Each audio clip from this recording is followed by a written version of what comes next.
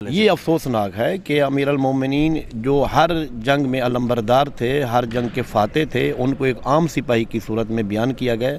اب ایسا تو نہیں ہے کہ ہم اپنے شیعہ بچوں سے کہیں کہ جاؤ تم وہ جو تاریخ مسخ کر دی گئی اس کو پڑھو۔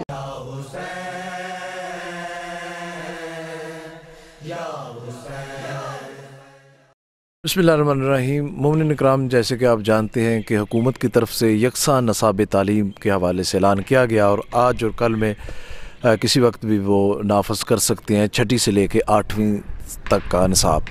تو اس حوالے سے ہمارے شیعہ بزرگان علماء کی طرف سے تجاویز دی گئی، جس کو سنے بغیر، جس کے متعلق پتہ چل رہا ہے کہ اس پر کان دھرا نہیں گیا، اور رات پریس کانفرنس بزرگ علماء کرام کی طرف سے کی گئی کہ برائے کرم ہمارے خدشات اور تجاویز، چونکہ یہ یکساں نصاب تعلیم ہے نہ کہ مسلکی سے بنایا جائے، تو اس حوالے سے ہمارے ساتھ موجود ہیں حجت الاسلام قبلہ مولانا محمد باقر گلو صاحب۔ بسم اللہ الرحمن الرحیم۔ گورنمنٹ پاکستان نے بہت اچھا اعلان کیا تھا یکساں نصاب کے حوالے سے، اور بہت خوشی ہوئی تھی کہ اس ملک میں فرقہ واریت کو ختم کرنے کے لیے یکساں نصاب بڑھایا جائے، لیکن جب عملی طور پر اقدامات شروع ہوئے اور نصاب مرتب ہوا، ہمارے علماء کے پاس آیا، مطالعہ کیا گیا، تو وہ یکساں نصاب کی بجائے خود ہی فرقہ واریت پر ہی مشتمل ہے، اور یہ کسی صورت میں بھی قابل قبول نہیں ہے۔ جس طرح کہ آپ نے دیکھا کل ہمارے بزرگ علماء کرام نے اس حوالے سے پریس کانفرنس کی ہے اور حکومت کو اپنے مطالبات انہوں نے پیش کیے ہیں۔ ہمیں امید ہے کہ حکومت اور مقتدر ادارے اس پر غور کریں گے، نافذ کرنے سے پہلے ہمارے علماء دین بزرگان علماء کرام کی جو مطالبات ہیں ان کو انشاءاللہ وہ پورا کریں گے۔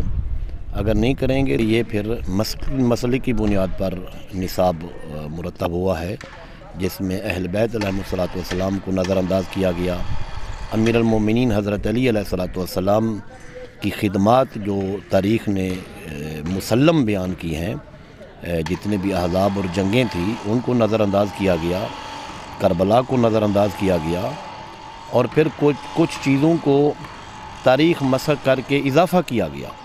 مثلا درود شریف ہے، ہمیں کہیں بھی کسی مستند اہل سنت کی کتاب سے ثابت کر کے دکھائیں کہ آج سے کچھ عرصہ پہلے تک درود شریف میں صحابہ کرام ہوں۔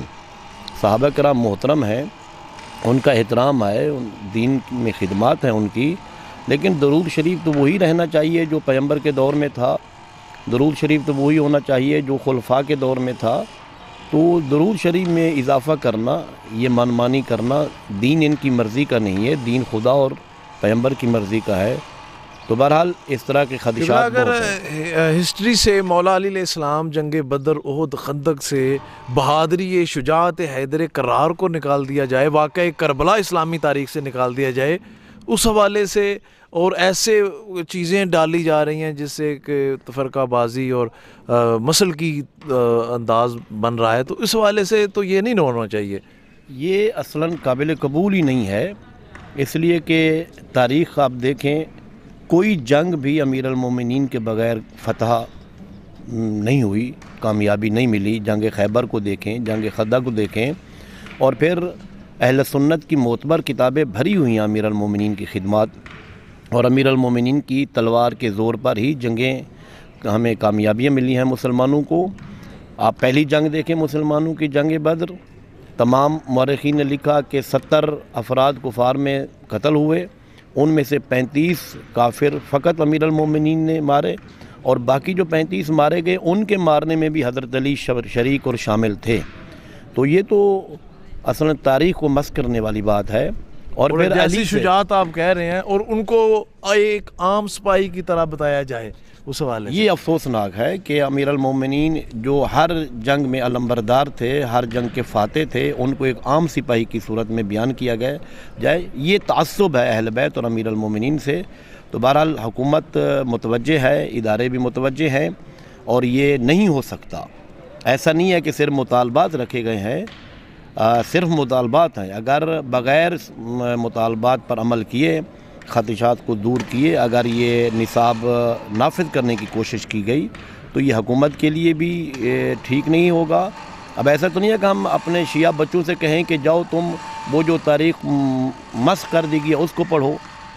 मैंने ख़ुद भी देखा है वो जो निसाब तैयार हुआ है, कुछ किताबों का मैंने ख़ुद भी मुताला किया है, तो अफसोस से कहना पड़ता है कि हुकूमत ने जो नारा लगाया था बिल्कुल उस नारे से हट कर काम कर रही है, और ये कभी भी काबिल कबूल हमारे लिए नहीं है। उम्मीद है कि हुकूमत मुतवज्जे भी है और इसको जब तक खदशात दूर नहीं होंगे इंशाअल्लाह नाफिज नहीं करेंगे।